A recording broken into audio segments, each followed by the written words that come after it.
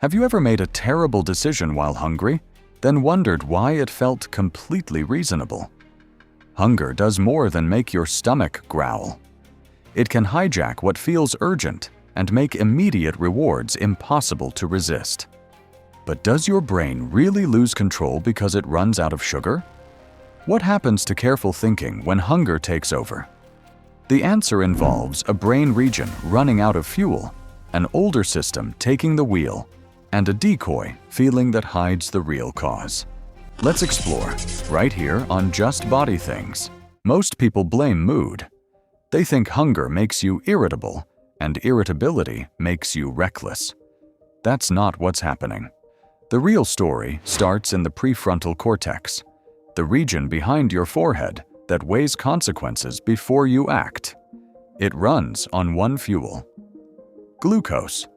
Sugar in your blood. Here's the part most people miss. The prefrontal cortex is expensive to run.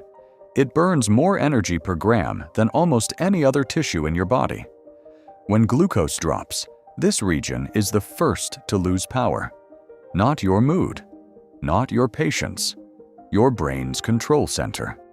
Meanwhile, an older structure called the amygdala, the part driving fast, gut-level reactions, barely notices the drop.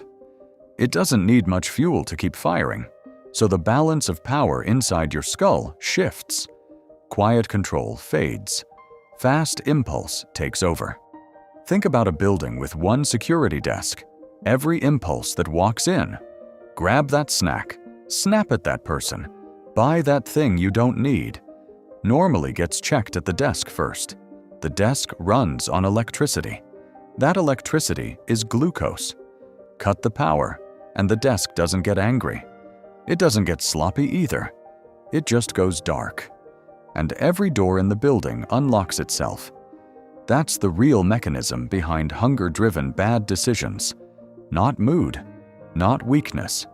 A specific brain region losing its main fuel source, while a faster, older system takes the wheel. This is why hungry shoppers buy more junk food, why hungry negotiators cave faster, why hungry drivers take worse risks.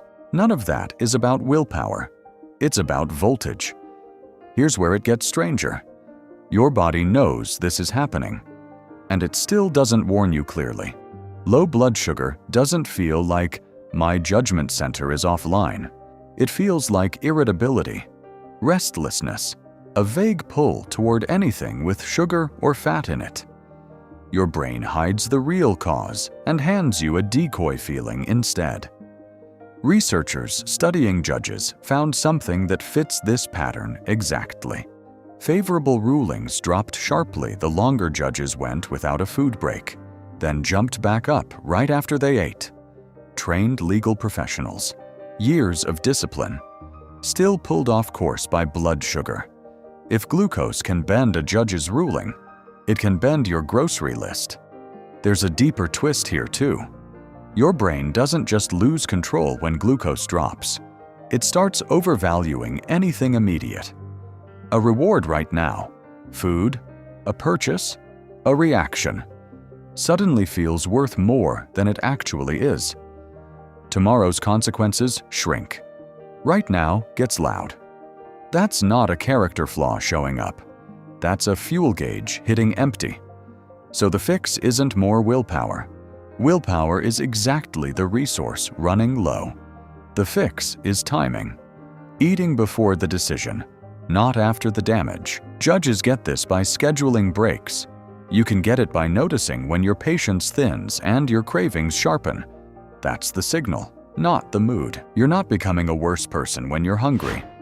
Your brain's veto power is the first thing to go dark. If this surprised you, subscribe. We post a new body mystery every day.